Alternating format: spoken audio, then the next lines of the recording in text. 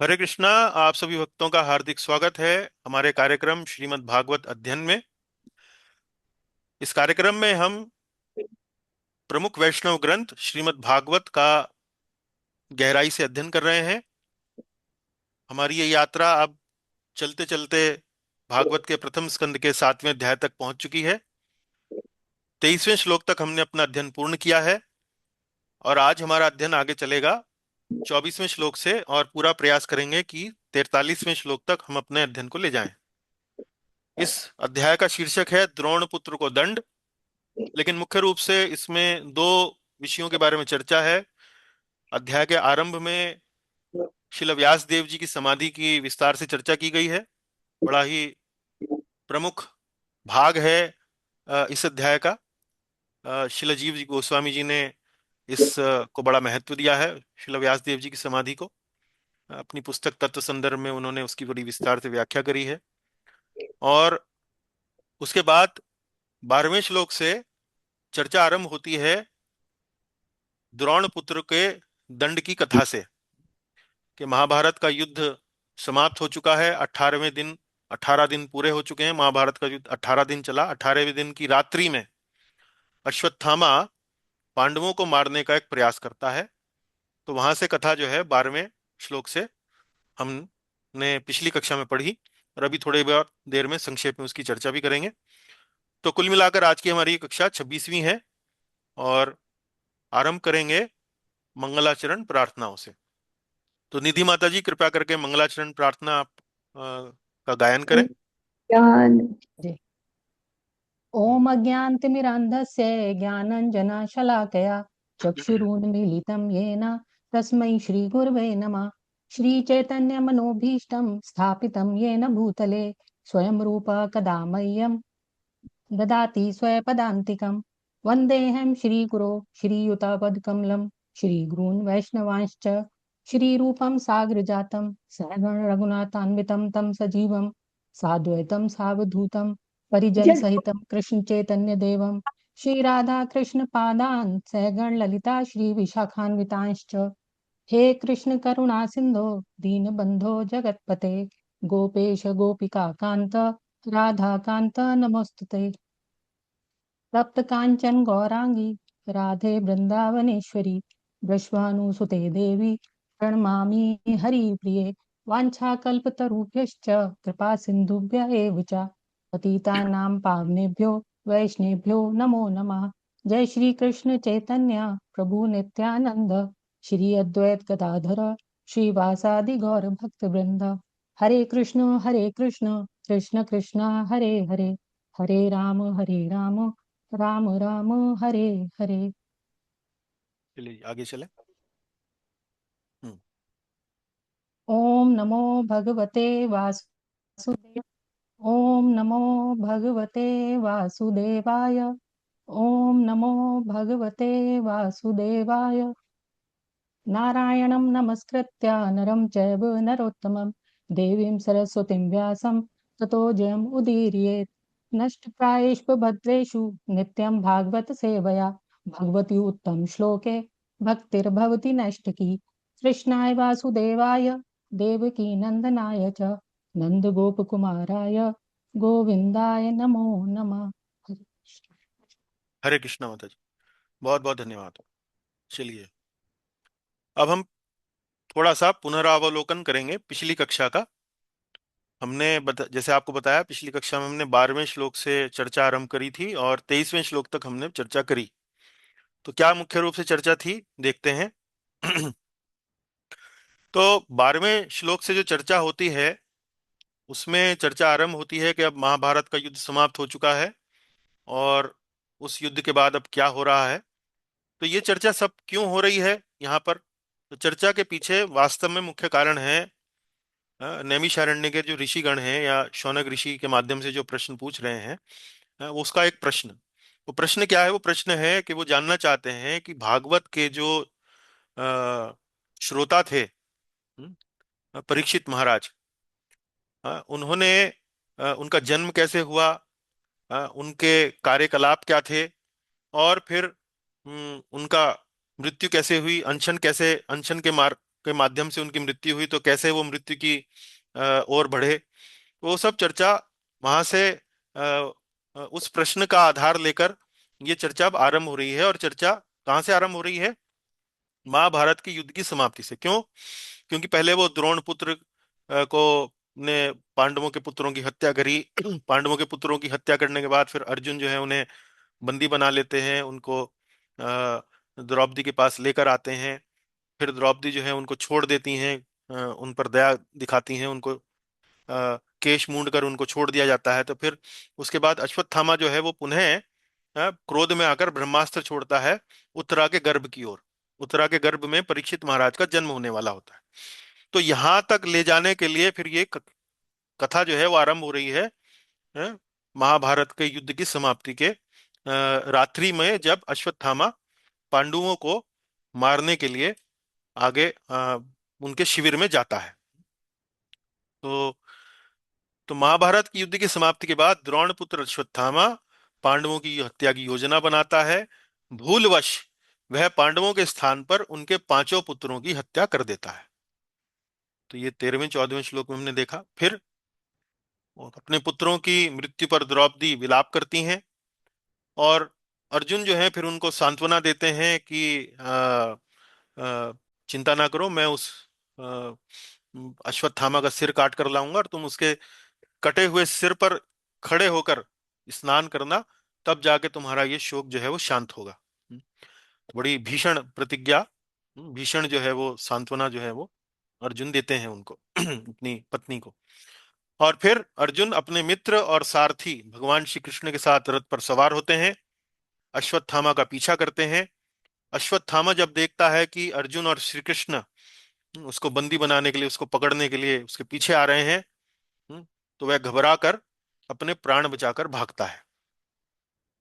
लेकिन थक जाता है, उसके घोड़े थक जाते हैं, वो हताश हो जाता है, और ऐसी हताशा में अश्वत्थामा अपने प्राणों की रक्षा करने के लिए ब्रह्मास्त्र छोड़ देता है।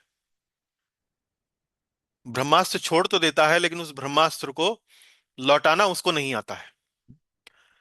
तो अब जब ब्रह्मास्त्र का तेज अर्जुन देखते हैं, तो अर्जुन चिंतित होते हैं, और ऐसी चिंता में अर्जुन जो है भगवान श्री कृष्ण से उसके बारे में पूछते हैं कि ये क्या है, किसने छोड़ा है, कैसे इसको मैं संभालूं, कैसे इसको मैं अपने आप को बचाऊं।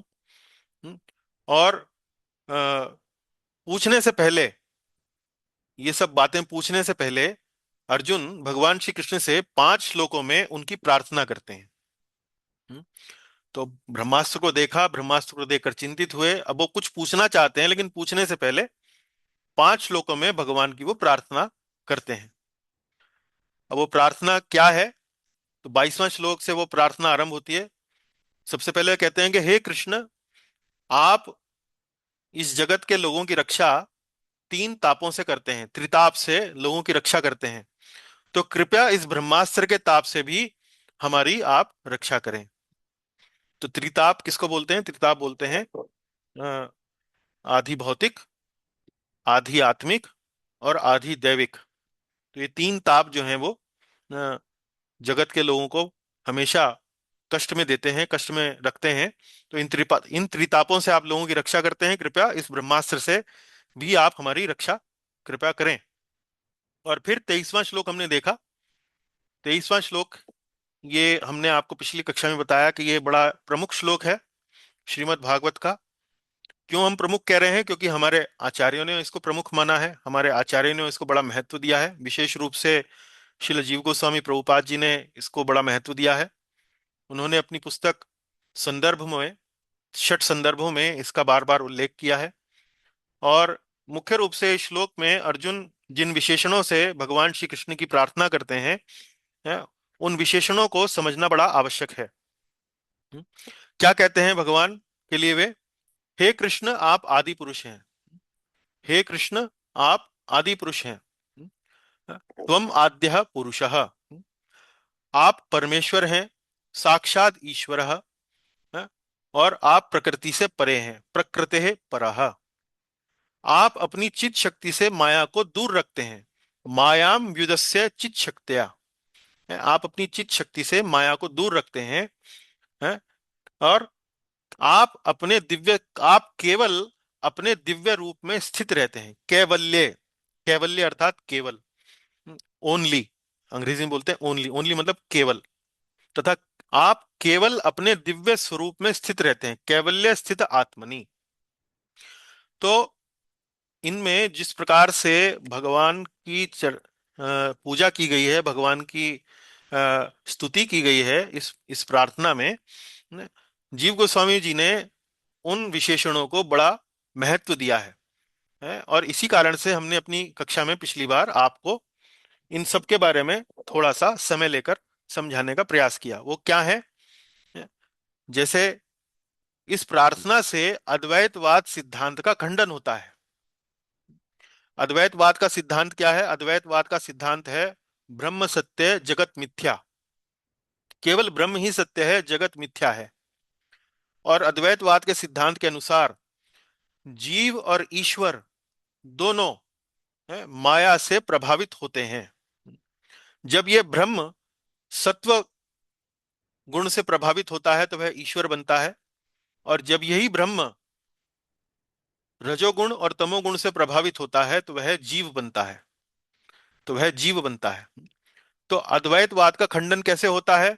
अद्वैतवाद का खंडन इस प्रकार से होता है कि ब्रह्म जब माया से प्रभावित होता है तब वह ईश्वर बनता है। तो इसका अर्थ क्या हुआ कि ईश्वर भी सत्व गुण के अधीन है, ईश्वर भी सत्व गुण से एक प्रकार से प्रभावित होते हैं। लेकिन यहां पर इस श्लोक में क्या कहा गया है? इस श्लोक में क्या गया है? मायाम विदस्य चित शक्त्या, मायाम विदस्य चित शक्त्या, कि आप माया माया को अपनी चित शक्ति से दूर रखते हैं, और प्रकृते परः, आप प्रकृति से परे हैं। प्रकृति अर्थात सत्वगुण रजोगुण तमोगुण सबसे परे हैं। लेकिन अद्वैतवाद के सिद्धांत में ईश्वर जो है वो सत्वगुण से प्रभावित रहते हैं। तो इस तरह से अद्वैतवाद सिद्धांत का खंडन हो रहा है यहाँ पर। उसके बाद भगवान के बारे में बताया गया है, भगवान का स्वरूप कैसा है, भगवान कैसे हैं। जैसे हमारा स्वरूप क्या है, हमारा हमारा जीव का स्वरूप क्या है? जीव का स्वरूप यह है कि वह इस शरीर में है, शरीर के अंदर वह एक आत्मा का एक कण है, है? तो ये जीव के बारे में जानकारी लेनी हो तो ये जीव के बारे में है। लेकिन भगवान के बारे में क्या बताया गया? भगवान के बारे में बताया गया है कि वह चित शक्ति से अभिन्न है, भगवान अपनी चित शक्ति से अभिन्न है। इसका अर्थ क्या हुआ? अभिन्न शब्द का अर्थ क्या हुआ? अभिन्न शब्द का अर्थ यह हुआ कि जैसे चंद्रमा अपनी चांदनी से अभिन्न है, चंद्रमा अपने प्रकाश से अभिन्न है। यदि मैं आपसे कहूं कि आपने चंद्रमा को देखा, तो मुझे आपसे अलग से पूछने की आवश्यकता नहीं है कि आपने चांदनी को भी देखा है क्या।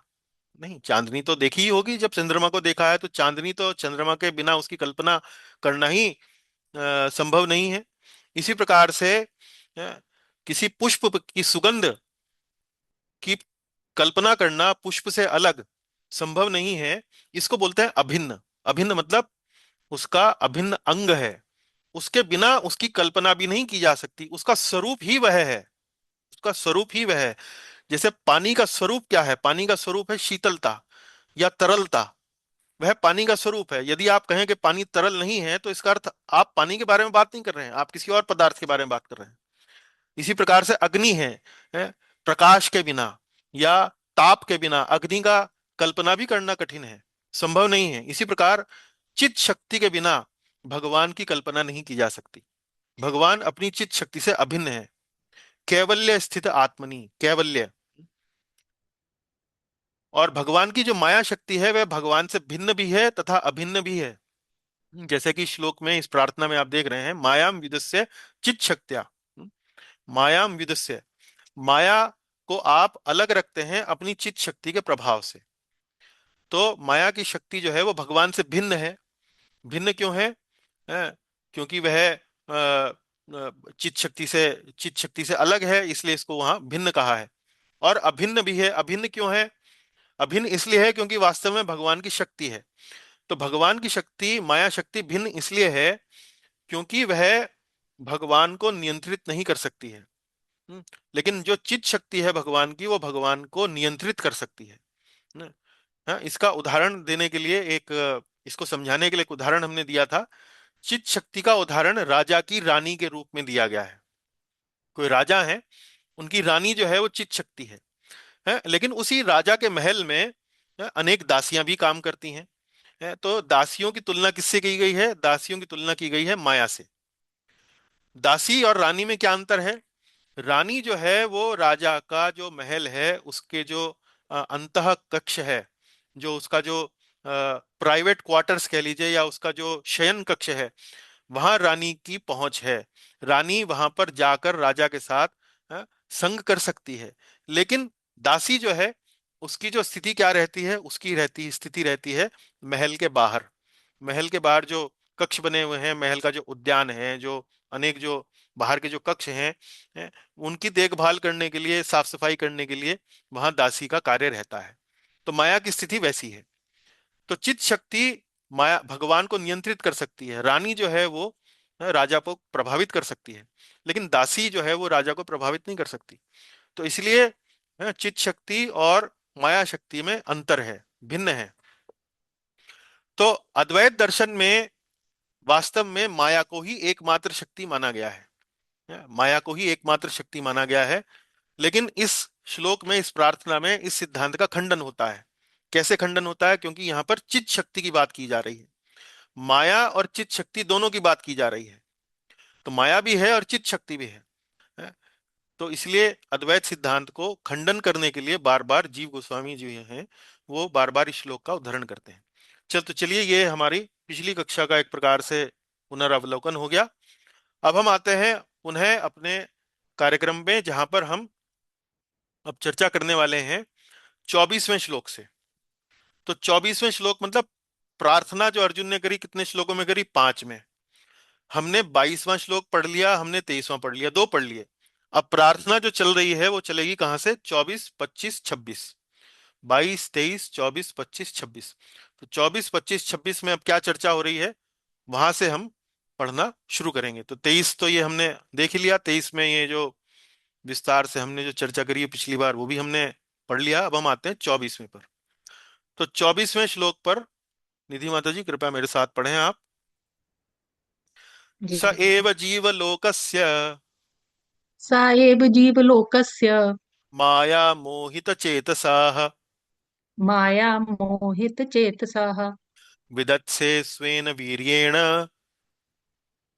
विधस्ते स्वेन वीर्येण श्रेयो धर्मादिलक्षणम्। श्रेयो धर्मादिलक्षणम्। पढ़िए हरा। हम्म।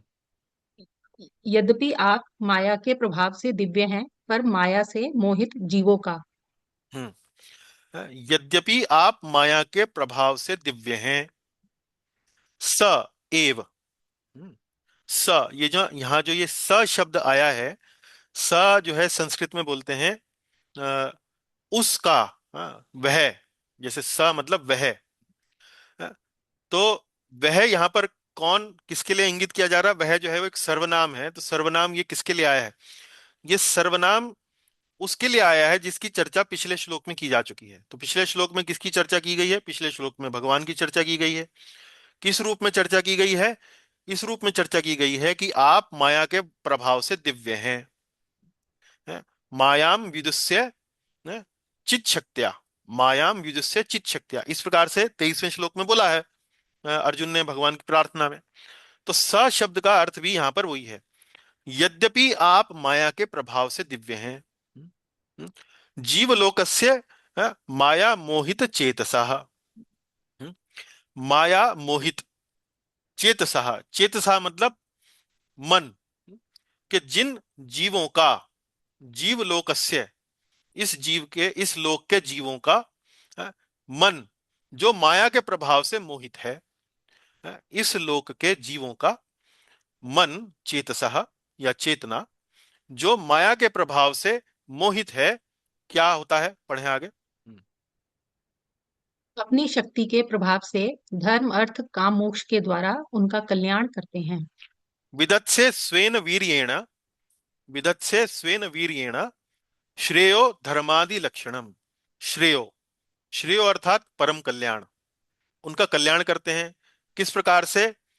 स्वेन वीर्येण, स्वेन वीर्येण मतलब अपने प्रभाव से, है? अपने प्रभाव से, विदत से मतलब संपन्न करते हैं, है? किस प्रकार से? धर्मादि लक्षणम, है? अपने धर्म को, उनको धर्म इत्यादि के बारे में शिक्षा देकर, धर्म आदि के बारे में आप उनको ज्ञान देकर, है, आप उनका वास्तव में कल्याण करते हैं।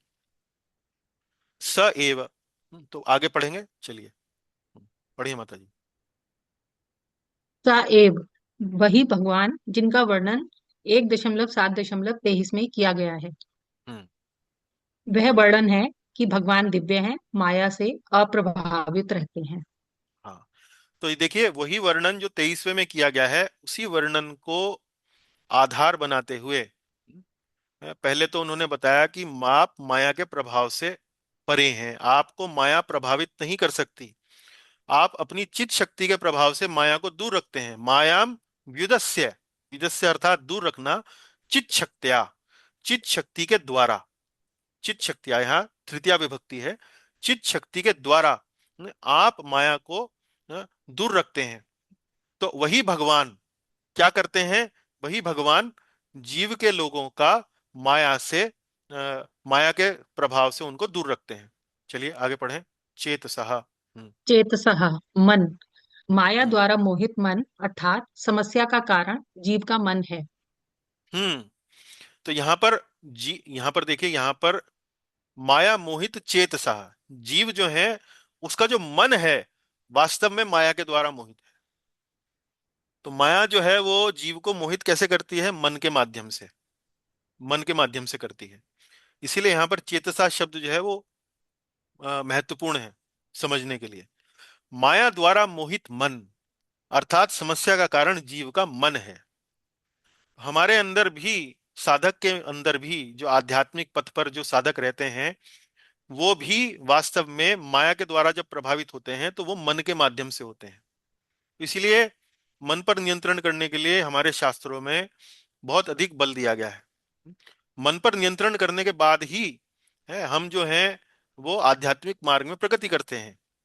तो भक्ति मार्ग में मन का नियंत्रण क्या है? मन को भगवान की सेवा में लगाना। और ज्ञान मार्ग में, ध्यान मार्ग में मन पर नियंत्रण करने का अर्थ क्या है? मन का, या मन में उठने वाली वृत्तियों का, भावनाओं का निषेध करना, प्राणायाम, आसन, इस प्रकार से।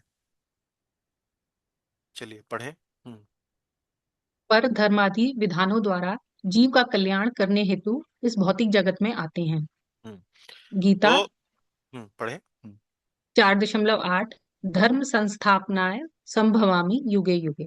हाँ, तो यहाँ फिर से अर्जुन अब कह रहे हैं कि आप, जो जीव, आप वो ईश्वर हो, आप वो भगवान हो जो माया से परे हो, और इस जगत में जीव का कल्याण, वह जीव जिसका मन माया द्वारा मोहित है, उसका कल्याण करने के लिए आप आते हैं। और आप कल्याण कैसे करते हैं? धर्म इत्यादि से, धर्म की संस्थापना से आप उस जीव का कल्याण करते हैं। तो गीता में भी जैसे धर्म संस्थापनाए संभवामी युगे युगे, तो यहाँ वास्तव में भगवान अर्जुन प्रार्थना कर रहे हैं। तो अर्जुन प्रार्थना जो है वो अलग अलग विशेषणों से की जाती है, अलग अलग गुणगान किया जाता है, आप इतने महान हैं, आप उतने महान हैं। तो महानता को लेकर अलग अलग उनके जो विशेषण हैं उनको, उनकी व्याख्या की जाती है। तो इसीलिए यहाँ पर धर्म आदि विधानों द्वारा जीव का कल्याण करने हेतु जो आप भौतिक जगत में आते हैं, इस प्रकार से अर्जुन बोल रहे हैं। चलिए अब अगला अगला देखेंगे। तथायं चावतारस्ते तथायं चावतारस्ते भुवो भार जिहीर्षया भुवो भार जिहीर्षया स्वानां चानन्य भावानां स्वानां च अनन्य भावानां अनुध्यानाय चास्कृत। अनुध्यानाय चास्कृतः। लाल वाला पढ़े। इस प्रकार अपने दिव्य रूप में पृथ्वी का भार हरने के लिए आप अवतार लेते हैं।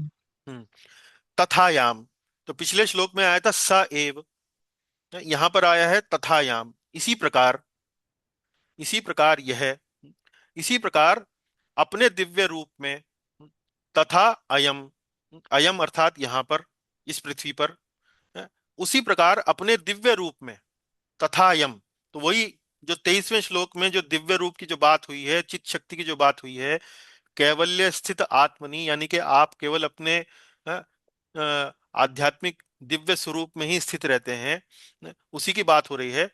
इस प्रकार अपने दिव्य रूप में तथायम च अवतारस्ते, आप अवतार लेते हैं। क्यों लेते हैं? भुवो, भुवो अर्थात भौतिक जगत का यानी कि पृथ्वी का, भार जिहर्षया, भार दूर करने के लिए, भार को कम करने के लिए, बोझ दूर करने के लिए आप अवतार लेते हैं। उसके बाद क्या क्यों लेते हैं? एक तो भार दूर करने के लिए, और दूसरा कारण क्या है? ताकि आपके स्वजन व अनन्य भक्त आपका निरंतर स्मरण ध्यान कर सकें। हम्म, स्वानाम, स्वानाम अर्थात आपके व्यक्ति, आपके लोग, आपके स्वजन, च, च अर्थात और, अनन्य भावान, अनन्य भावानाम, अनन्य भावानाम, अनन्य भावानाम ये हो गया बहुवचन।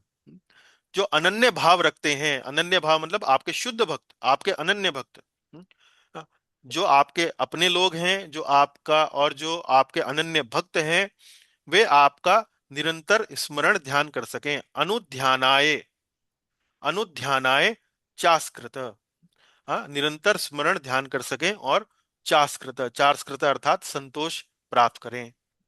तो भगवान का अवतार क्यों होता है? पृथ्वी का भार हरने के लिए।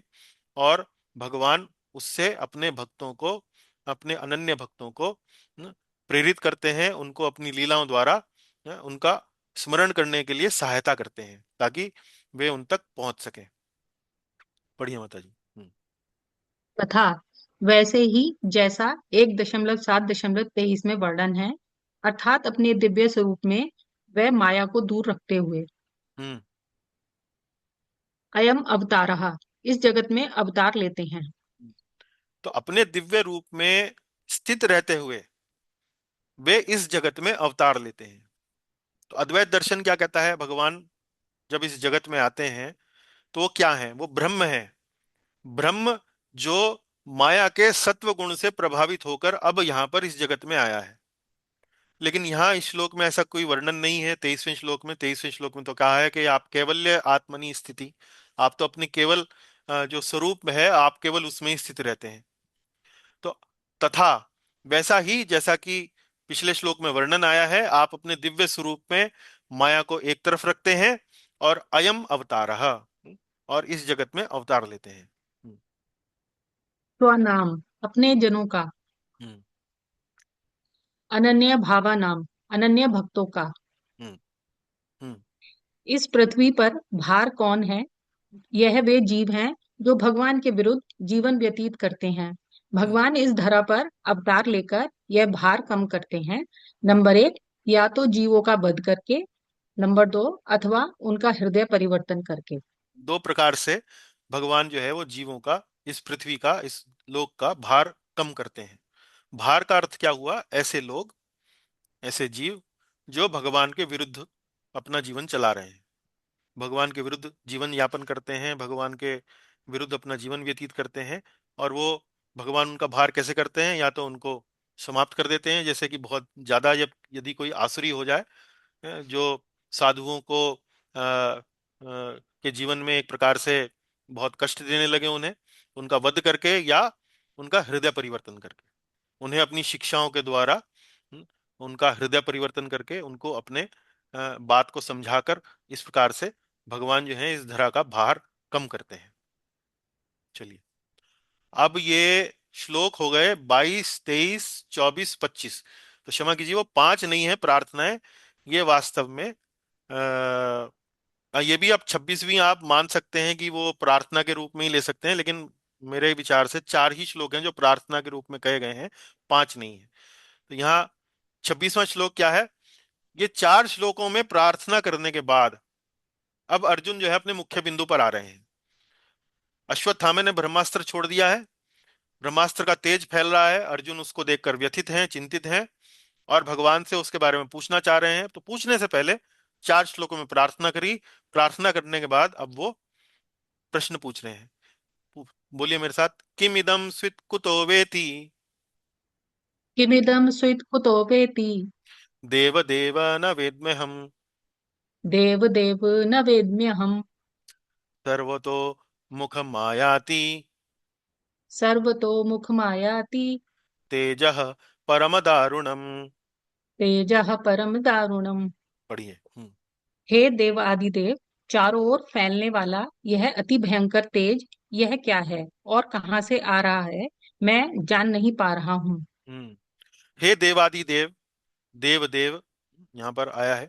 हे देव देव, हाँ, किम इदम, ये कहाँ से आ रहा है। किम इदम, न वेद्यहम, मैं जान नहीं पा रहा हूँ। हाँ, सर्वतोमुखम, सर्वतोमुखम मतलब चारों ओर फैलने वाला। हाँ, तेजः, तेज, परम दारुणम अति भयंकर, यह क्या है। स्वित कुतो किम इदम, स्वित कुतो, यह क्या है और कहां से आ रहा है। किम इदम अर्थात यह क्या है, स्वित कुतो अर्थात कहां से आ रहा है, मैं जान नहीं पा रहा हूं। न वेद में हम, यह अति भयंकर तेज, तेजः परम दारुणम।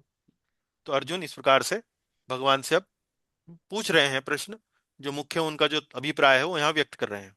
जी पढ़ें। भगवान की स्तुति करने के बाद अर्जुन अब अपना मुख्य अभिप्राय व्यक्त करते हैं। हम्म। अश्वत्थामा के ब्रह्मास्त्र छोड़ने के बाद अर्जुन असमंजस में हैं। वे अब मित्र की भांति वार्ता नहीं कर रहे हैं, वे भगवान को देवादिदेव कहकर संबोधित कर रहे हैं। जी, तो अर्जुन का भगवान से दो प्रकार का संबंध है। एक तो उनके मित्र हैं, या यूं कहिए कि उनके बंधु हैं, उनके भाई हैं, एक तरह से उनके कजन कह लीजिए, बुआ के लड़के हैं। और माफ कीजिए, अर्जुन जो है कृष्ण की बुआ के लड़के हैं। कुंती जो है अर्जुन कृष्ण की बुआ हुई, तो एक तरह से कजन ब्रदर हो गए वो उनके। और दूसरा, भगवान जो है अर्जुन के गुरु हैं। तो अभी अभी महाभारत का युद्ध समाप्त हुआ है, उसमें भगवान ने अर्जुन का सारथी बनकर उनका मार्गदर्शन किया, उन्हें गीता का ज्ञान दिया। तो वही संबंध जो है तरीके से समझ लीजिए, अभी महाभारत का युद्ध समाप्त हुआ ही है, तो वो संबंध अभी भी चल ही रहा है।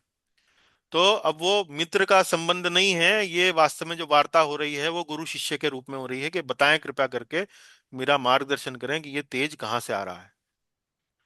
पढ़े। श्री भगवानुवाच श्री भगवानुवाच वेत्थेदं द्रोणपुत्रस्य वेत्थ एदं द्रोणपुत्रस्य ब्राह्ममस्त्रं प्रदर्शितम् ब्राह्मम् अस्त्रं प्रदर्शितम् नैवासो वेद संहारम् नैवासु वेद संहारम् प्राणबाध उपस्थिते। प्राणवाध उपस्थिते। पढ़े। श्री भगवान ने कहा, यह जो प्रदर्शित हो रहा है वह अश्वत्थामा का ब्रह्मास्त्र है। प्राणों पर संकट आया देख उसने इसका प्रयोग तो कर दिया, किंतु वह इसे वापस लौटाना नहीं जानता। हम्म। प्रदर्शितम, यह जो प्रदर्शित हो रहा है, ब्रह्मास्त्रम द्रोण पुत्रस्य, यहाँ षष्ठी विभक्ति देखिए, पुत्रस्य, द्रोण पुत्रस्य अर्थात द्रोण पुत्र का, है, है, ब्रह्म अस्त्र है। यह अश्वत्थामा अर्थात द्रोण पुत्र का ब्रह्मास्त्र है। यह जो प्रदर्शित हो रहा है, जो देख रहे हो तुम, अर्जुन देख चुका था ब्रह्मास्त्र को आते हुए, उसके तेज को वो देख रहा था। तो प्रदर्शितम शब्द का प्रयोग करके भगवान वास्तव में अर्जुन को कह रहे हैं कि तुम देख नहीं रहे हो, ये तो ब्रह्मास्त्र है, तुम तो शस्त्र के ज्ञाता हो, शस्त्र विद्या के। तो ये तो अश्वत्थामा के द्वारा छोड़ा गया ब्रह्मास्त्र है, देखो तुम्हारे सामने ही है। न न इव असौ, न इव असौ वेद संहारम, न नैवासौ संहारम, न एव असौ, वह इसको जानता नहीं है। वेद अर्थात जानना, संहारम, संहारम अर्थात लौटाना। ये अश्वत्थामा ने छोड़ तो दिया है, लेकिन वह इसको लौटाना नहीं जानता है। इसने क्यों छोड़ा फिर ये, प्राण बाध उपस्थित है, उसके प्राणों का संकट आया है, उसको अब कुछ समझ नहीं आया, और अपने विचलित मन से, विचलित मन होने के कारण प्राणों पर संकट आया देखकर इसने इसे छोड़ दिया, लौटाना नहीं जानता है। तो वास्तव में ब्रह्मास्त्र को वह व्यक्ति नहीं छोड़ सकता है जिसको उसको लौटाना ना आता, क्योंकि ब्रह्मास्त्र एक बड़ा घातक, बड़ा ही एक प्रचंड अस्त्र है। चलिए पढ़ें। हम्म। श्रीमद् भागवत में भगवान श्री कृष्ण द्वारा बोला गया प्रथम श्लोक। देखिए, अभी भागवतम आरंभ हुई है, भगवान कृष्ण के बारे में काफी चर्चा जरूर हुई है, लेकिन प्रत्यक्ष भगवान कृष्ण के द्वारा बोला गया ये पहला श्लोक है श्रीमद् भागवतम का। और वास्तव में इस श्लोक में भगवान जो है वो क्या बने हुए हैं, अपने भक्त के सारथी बने हुए हैं। तो भगवान ने एंट्री ली है भागवतम में। तो जैसे एक कोई बहुत बड़ी कोई फिल्म बने, तो फिल्म बनती है तो जब हीरो आता है उसकी एंट्री बड़ी धमाकेदार होती है, या उसके साथ कुछ मित्र होते हैं, या कई बार कुछ स्त्रियां भी होती हैं, या कोई उसके साथ कोई बहुत बड़ी बड़ी गाड़ी होती है। इस प्रकार से वो आते हैं हीरो। लेकिन हमारे जो हीरो हैं श्री कृष्ण भगवान, वो कैसे आए हैं? वो आए हैं एक भक्त वत्सल स्वरूप में आए हैं, अपने भक्त का सारथी बनते हुए आए हैं। तो ये भगवान की महानता है। उन्होंने कोई ग्रैंड एंट्री नहीं ली है, वो भगवान जो है अपने भक्त के सारथी बनकर आए हैं। पढ़े। ब्रह्मास्त्र जैसे शस्त्र को चलाने वाले को उसे लौटाना वापस लौटाना भी आना चाहिए, अन्यथा इसका उपयोग धर्म विरुद्ध होगा। हम्म। तो अश्वत्थामा एक अधार्मिक कृत्य कर रहा था। उसको ब्रह्मास्त्र चलाना तो आता था, लेकिन लौटाना नहीं आता था। उसने चला दिया, प्राणों पर संकट आया तो चला दिया। तो इसीलिए इस प्रकार की जो शस्त्र विद्याएं होती हैं वो वास्तव में बड़ा सोच समझकर किसी योग्य व्यक्ति को ही दी जानी चाहिए। तो इससे पता लगता है कि अश्वत्थामा बिल्कुल अयोग्य था इस प्रकार के अस्त्र को चलाने के लिए। हम्म। केवल अपनी मृत्यु आता देख भयभीत होकर अश्वत्थामा ने इस अस्त्र को छोड़ा। जी, चलें आगे। हम्म।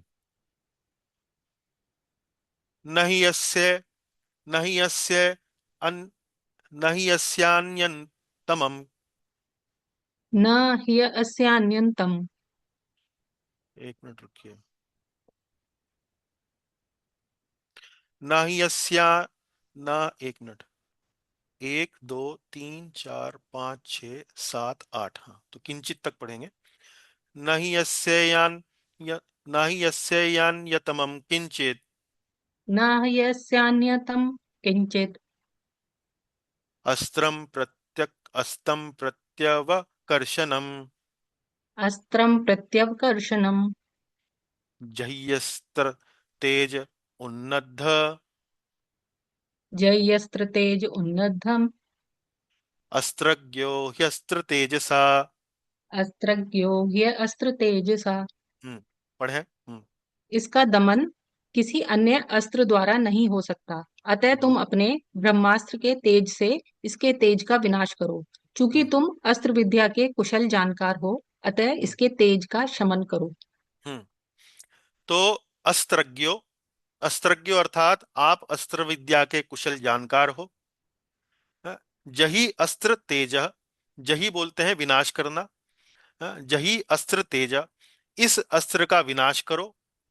हाँ, उन्नद्धम, जही अस्त्र तेज। हाँ, और नहीं नहीं अस्य, नहीं अस्य अन्य अन्यतमम, किंचित अस्त्रम, ना ही कोई और अस्त्र, ना ही अस्य इस अस्त्र का, अन्यतमम अन्यतमम कोई अस्त्र, किंचित अस्त्र, प्रत्य प्रति अवकर्षणम, प्रति अवकर्षणम अर्थात इसके विरुद्ध कार्य कर सकता है, इसके विरुद्ध इसका शमन कर सकता है। तो जो ये अस्त्र ब्रह्मा अश्वत्थामा ने छोड़ दिया है, इसका कोई और प्रकार का अस्त्र, तुम यदि ये सोच रहे हो कि ये तो अग्नि वाला अस्त्र है, इसका तेज बहुत प्रचंड है, बहुत गर्मी बहुत ऊष्मा इससे निकल रही है, तो मैं कोई अ, पानी का अस्त्र छोड़ दूं, कोई वरुण अस्त्र छोड़ दूं, तो ऐसा नहीं है, ऐसा नहीं होगा।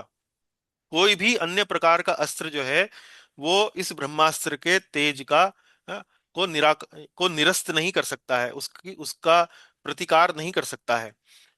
तो यही अस्त्र तेज, तो तुम चूंकि अस्त्रज्ञ हो, चूंकि तुम अस्त्र विद्या के कुशल जानकार हो, हैं, अतः इस तेज का शमन करो, अतः इस तेज का शमन करो। तो ये भगवान अर्जुन को बता रहे हैं।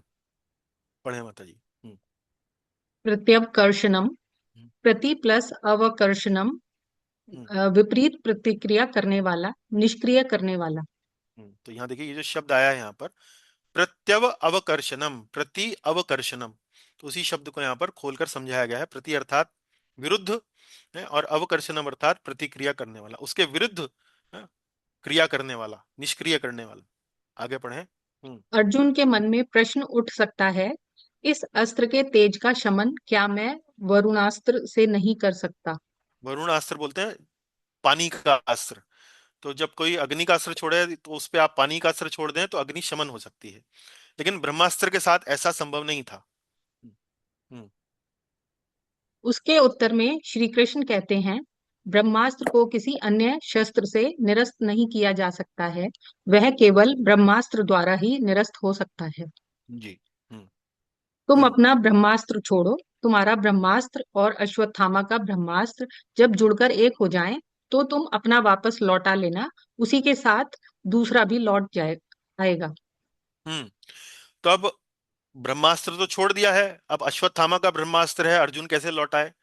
तो वास्तव में भगवान उनको ये सलाह दे रहे हैं कि तुम इसके विरुद्ध अपना भी ब्रह्मास्त्र छोड़ो। जब दोनों ब्रह्मास्त्र एक साथ टकराएंगे, तुम्हारा अस्त्र और उनका अस्त्र मिलकर एक होगा, तो तुम अपना अस्त्र लौटा आना, उसके साथ उसका भी ब्रह्मास्त्र जो है अश्वत्थामा का भी लौट आएगा। अब ये सलाह देते हैं इस 29वें श्लोक में। हम्म अब 29वें श्लोक सूत गोस्वामी बोल रहे हैं। हम्म, तु उवाच सूत उवाच।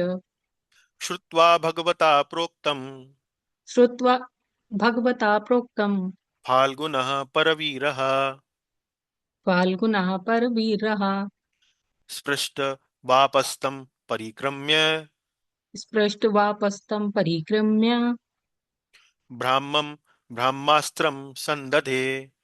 ब्राह्मं ब्रह्मास्त्रं संदधे। पढ़े। सूत गोस्वामी ने कहा, भगवान के इस प्रकार वचनों को सुनकर परवीर रहा अर्जुन ने जल से आचमन किया और भगवान की परिक्रमा करके ब्रह्मास्त्र के निवारण के लिए ब्रह्मास्त्र का ही संधान किया। हम्म श्रुत्वा सुनकर, भगवता प्रोक्तम भगवान के इस प्रकार वचनों को सुनकर, हम्म, फाल्गुनः परवीरः। फाल्गुनः, फाल्गुना शब्द जो है वो अर्जुन के लिए आए हैं, अर्जुन का एक अन्य नाम है। परवीरः, परवीरः अर्थात वी, पर बोलते हैं अन्य दूसरे, वीर बोलते हैं वीर यानी के योद्धाओं के लिए, हा बोलते हैं उनका वध करने वाला है। तो यानी के विपक्षी दल के जो वीर योद्धा हैं उनका वध करने वाला, उन पर विजय प्राप्त करने वाला, पर वीरहा।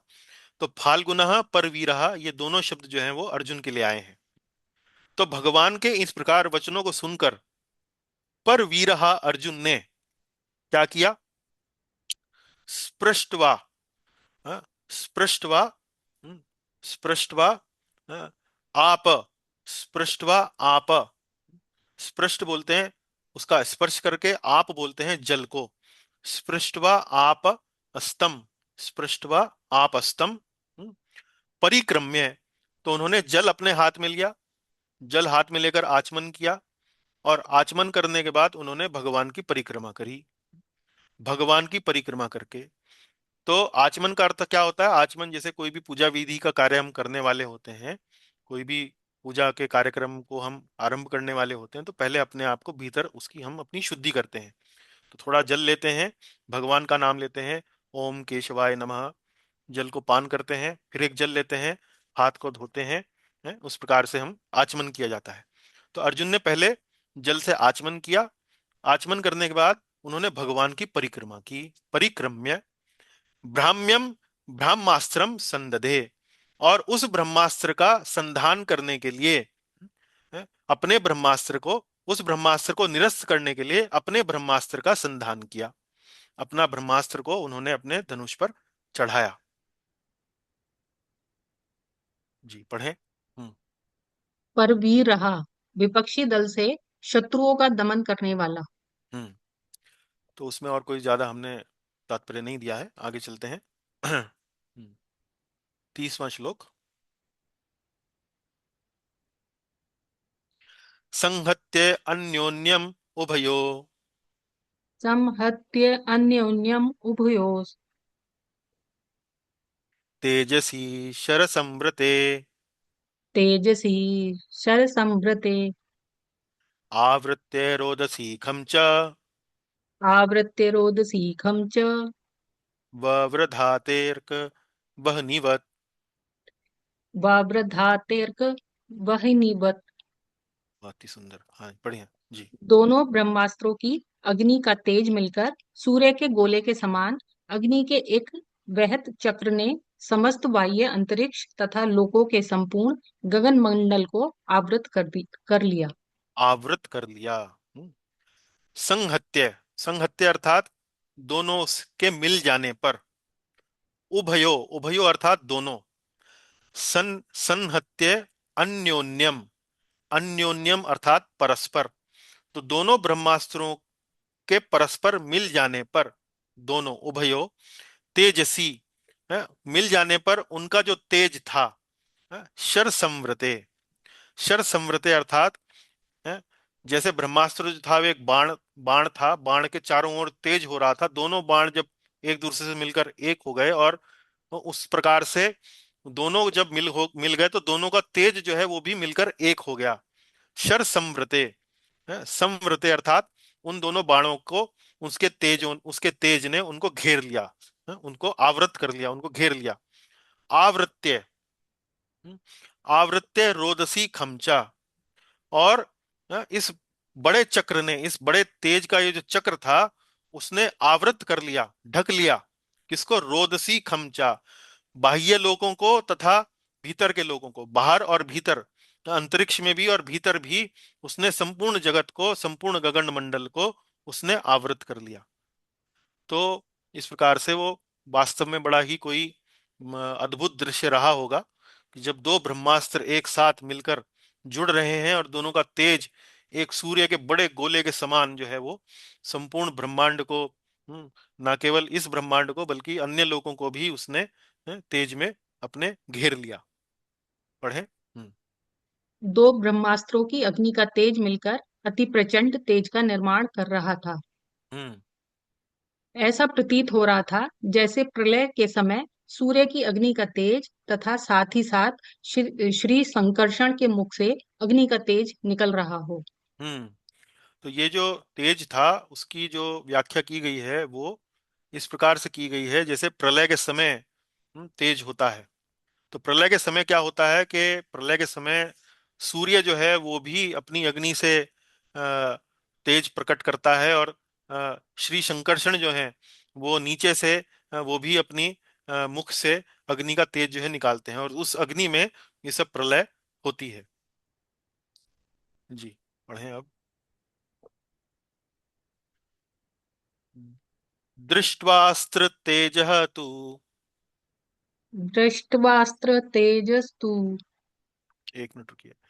एक दो तीन चार पाँच छ सात आठ, हाँ। दृष्ट्वास्त्र तेजस्तु तयो दृष्ट्वा अस्त्र तेजस्तु तयो त्रिलोकान् प्रदहन्महत्। त्रिलोकान् प्रदहन्महत्। दह्यमानः प्रजाः सर्वा दह्यमानाः प्रजाः सर्वाः सांवर्तकममंसत। साम्वर्तकम् ममसताः हम्म। ममसत्। ठीक है, आगे पढ़ें। हाँ जी, यहाँ से पढ़ें। उन अस्त्रों की सम्मिलित अग्नि से तीनों लोकों के सारे लोग जल भुन गए। सभी लोगों को उस संवर्तक अग्नि का स्मरण हो आया जो प्रलय के समय लगती है। हम्म। सांवर्तकम, सांवर्तकम, अमंसत, अमंसत। तो सांवर्तक जो है वो उस अग्नि का नाम है जो प्रलय के समय लगती है। तो दह्यमानः प्रजाः, दह्यमानः, दह्यमाना अर्थात वो जो प्रजा थी वो अब उस अग्नि के तेज से प्रभावित होने लगी है, उस वो अग्नि के तेज से वो जलना, जलन जो है वो अनुभव करने लगी है। तो उन अस्त्रों की सम्मिलित अग्नि से तीनों लोगों के सारे लोग जल भुन गए। दृष्ट्वा अस्त्र तेजस्तु तयो स्त्रीन लोकान प्रदन महत। तो तीनों लोगों के जो लोग हैं वो प्रदन महत, प्रदन महत, वो जलने लगे बुरी तरह से। प्रदन महत, महत मतलब बहुत बुरी तरह से वो जलने लगे। तो वो अ, ऐसा सोचने लगे कि जब वो तेज उत्पन्न हुआ तो कि ये क्या, ये कोई सांवर्तक अग्नि है जो प्रलय के समय लगती है। तो इस तरह से उस ब्रह्मांड के उस ब्रह्मास्त्र से जो प्रचंड तेज निकल रहा है उसकी व्याख्या यहाँ की जा रही है। पढ़े। संवर्तक, प्रलय के समय लगने वाली अग्नि। हम्म। चलिए अब चलेंगे 32वें पे। प्रजोपद्रव मालक्ष्य प्रजोपद्रवमालक्ष्य लोक व्यतिकरम च तम लोकाव्यतिकरं च तम् मतं च वासुदेवस्य मतं च वासुदेवस्य संजहारार्जुनोद्वयम्। संजहारार्जुनोदयम्। हम्म। उस आग से प्रजा का और लोकों का नाश होते देखकर भगवान की अनुमति से अर्जुन ने उन दोनों ब्रह्मास्त्रों को लौटा लिया। हम्म। मतम च वासुदेवस्य, भगवान की अनुमति से। मतम च वासुदेवस्य संजहारार्जुनो द्वयम, दोनों को संजहारा। संजहार, संजहार अर्थात लौटा लिया, मतलब उसका निवारण कर दिया अर्जुनो, अर्जुन ने। और प्रजोपद्रव, प्रजो, प्रजा उपद्रव, प्रजा उपद्रवम अलक्ष्य, प्रजा को उपद्रव में अर्थात उनका नाश होते देखकर, उनको बड़ा कष्ट में देखकर, अ, देखकर अलक्ष्य, लोक व्यतिकरम च, और न केवल प्रजा, लोग बाग जो थे उससे परेशान हो रहे थे, बल्कि लोग भी, अनेक अनेक लोग भी उससे परेशान हो रहे थे। इस प्रकार से उनको परेशान होता देख वासुदेव की अनुमति से अर्जुन ने उन दोनों को वापस लौटा लिया। पढ़े। लोक, पृथ्वी तथा अन्य लोक। हम्म। तो यहाँ लोक जो शब्द आया है इसमें विश्वनाथ चक्रवर्ती ठाकुर और प्रभुपाद जी दोनों व्याख्या करते हैं कि ये लोक केवल पृथ्वी लोक नहीं है, अन्य लोक में भी इसका प्रभाव देखा गया, और वहां पर भी जो प्राणी थे उन पर भी इसका प्रभाव पड़ा। हम्म। व्यतिकरम, विनाश। हम्म। चलिए 33। तत् आसाद्य तरसा तत् आसाद्य तरसा दारुणं गौतमी सुतम् दारुणं गौतमी सुतम् बबन्धाम, बबन्धामर्ष ताम्राक्षः भवन्धामर्षताम्राक्षः पशुं रशनया यथा। पशुम रशनया यथा। हम्म। अर्जुन की आंखें क्रोध से लाल लाल हो रही थीं। हम्म। उन्होंने झपटकर उस क्रूर अश्वत्थामा को पकड़ लिया और जैसे कोई रस्सी से पशु को बांध ले वैसे ही बांध लिया। हम्म। यथा मतलब वैसे ही बांध लिया। कैसे बांध लिया? पशुम रशनया, रशनया बोलते हैं रस्सी को, पशु बोलते हैं एक जानवर को या पशु को। तो जैसे कोई पशु को रस्सी से बांध देता है, वैसे ही उसको बांध दिया है। और अर्जुन की आंखें क्रोध से लाल लाल हो गईं। कैसे? जैसे है, ताम्र अक्षः, तांबे की तरह, ताम्र अक्षः बबंध, बबंध, बबंध अमर्ष ताम्र अक्षः, लाल लाल आंखें, ताल लाल लाल आंखें, बबंध अर्थात बांध लिया। और दारुणम, दारुणम अर्थात बहुत खतरनाक, गौतमी सुतम। तो यहाँ अश्वत्थामा के लिए शब्द क्या है? गौतमी सुतम। गौतमी सुतम क्यों आया है? क्योंकि अश्वत्थामा जो था वो किसका पुत्र था? द्रोणाचार्य का। द्रोणाचार्य की जो पत्नी थी उनका नाम था कृपि, और कृपि जो थी ये गौतम ऋषि के वंश में आती हैं। तो इसीलिए माता के वंश से, चूंकि माता का वंश जो है गौतम वंश है, उस वंश से होने के कारण माता का वंश, उनको गौतमी सुतम कहा गया है। तत् आसाद्य तरसा, तो अ, इसने झपटकर अश्वत्थामा को पकड़ लिया और बंधु बना लिया, वैसे ही जैसे किसी रस्सी से पशु को बांध लेते हैं। पढ़े। अश्वत्थामा की माता का नाम कृपि कृपाचार्य की जुड़वा बहन था, किंतु गौतम ऋषि के वंश में होने के कारण उनको यहाँ गौतमी कहा गया है। जी, और अश्वत्थामा को गौतमी सुतम कहा गया है। पढ़े। पशु रशनया यथा, जिस तरह यज्ञ पशु को बांधना धर्म है, उसी तरह निंदित कर्म करने वाले अश्वत्थामा को बांधना धर्म ही है। हम्म। तो यज्ञ में कई बार जब यज्ञ में पशु की आहुति दी जाती है तो उसको रस्सी से बांध दिया जाता है।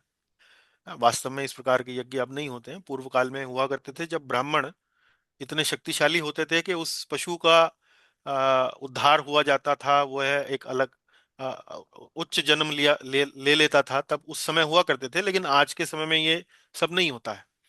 लेकिन यहाँ अ, वर्णन के आधार पर यदि समझना हो तो यज्ञ पशु को बांधना धर्म है, उसी प्रकार निंदित कर्म करने वाले अश्वत्थामा को बांधना भी धर्म ही है, वह अधर्म नहीं है। चलिए 34 पढ़ेंगे।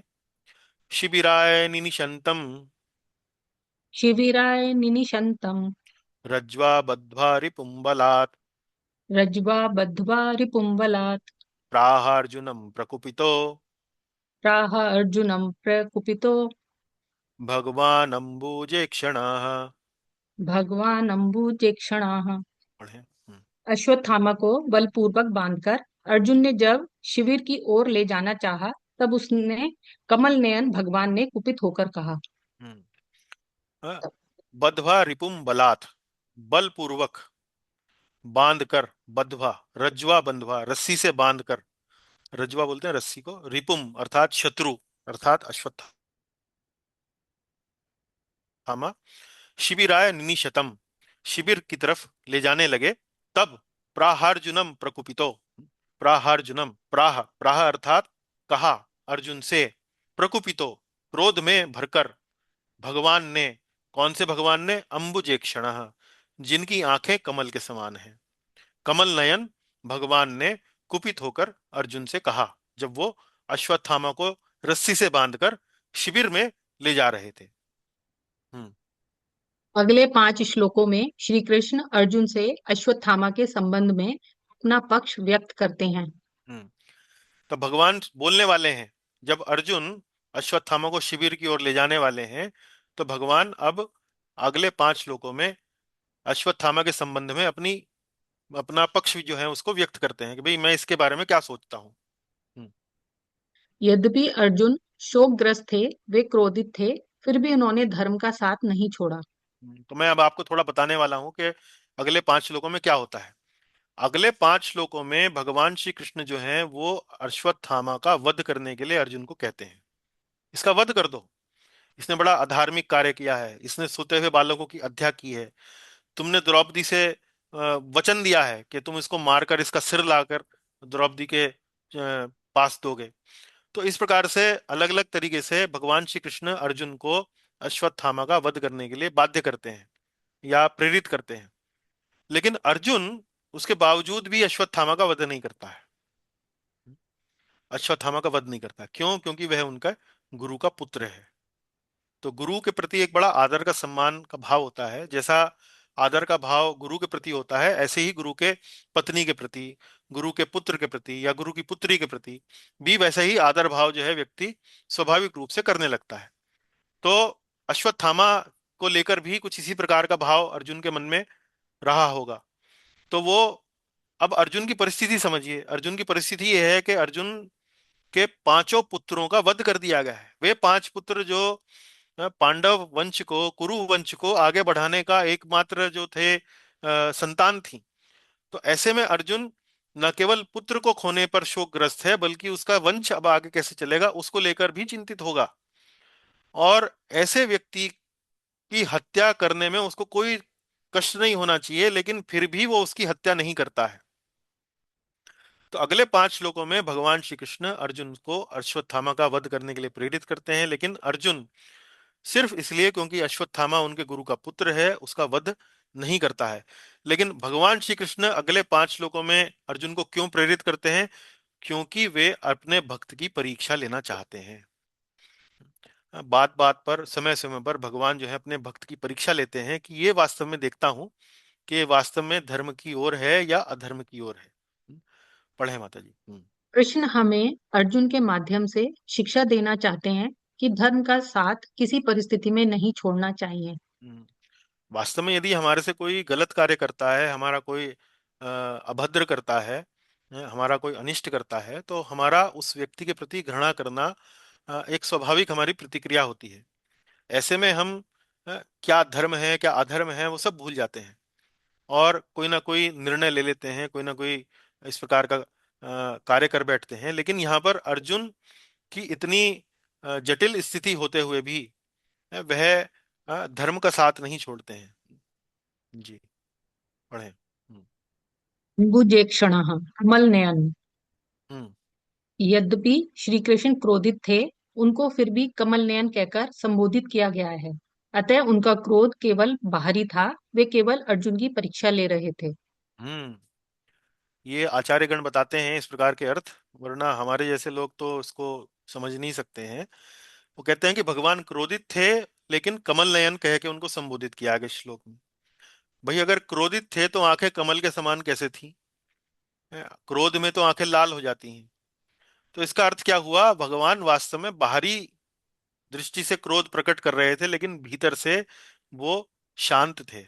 भीतर से उनको क्रोध नहीं आया था। तो इसीलिए उनको यहाँ अंबुजेक्षणा कहकर संबोधित किया गया है।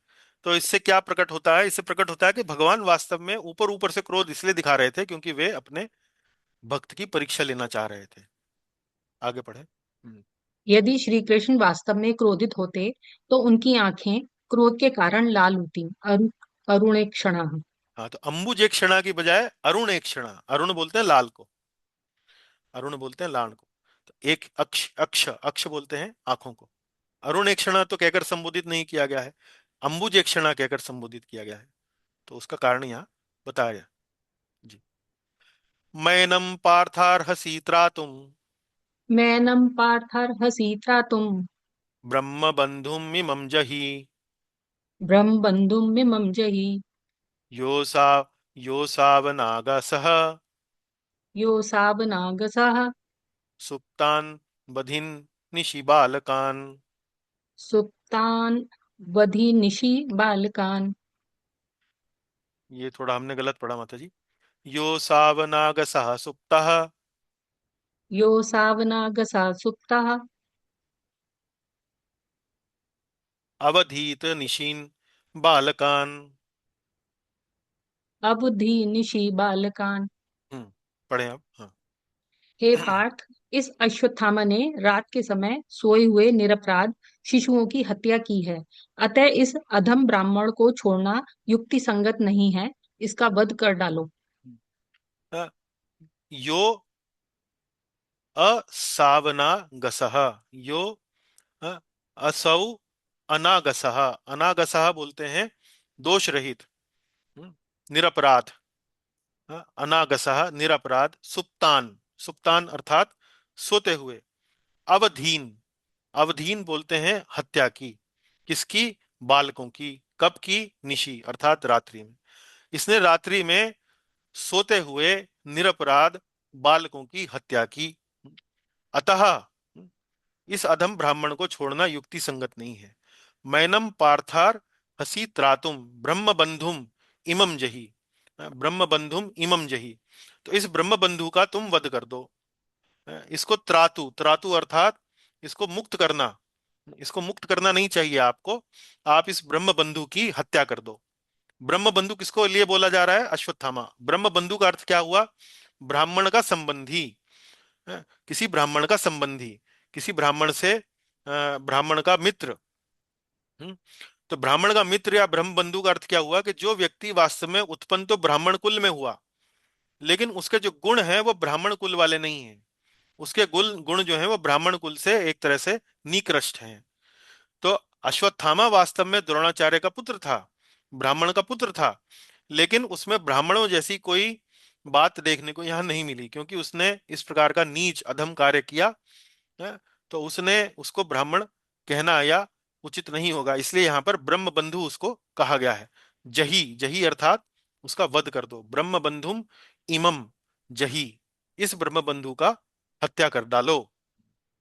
चले। हम्म। ब्रह्म बंधु, जो व्यक्ति ब्राह्मण कुल में जन्म लेता है किंतु ब्राह्मण कहलाने की योग्यता नहीं रखता, उसे ब्रह्म बंधु कहते हैं, ना कि ब्राह्मण। हम्म। चले आगे। अब अर्जुन ये बात कह सकता है कि देखिए, ये वास्तव में अ, इसने हमारा बालकों की हत्या करी है, लेकिन अ, हम्म, अ, फिर भी अ, इसको हम छोड़ सकते हैं।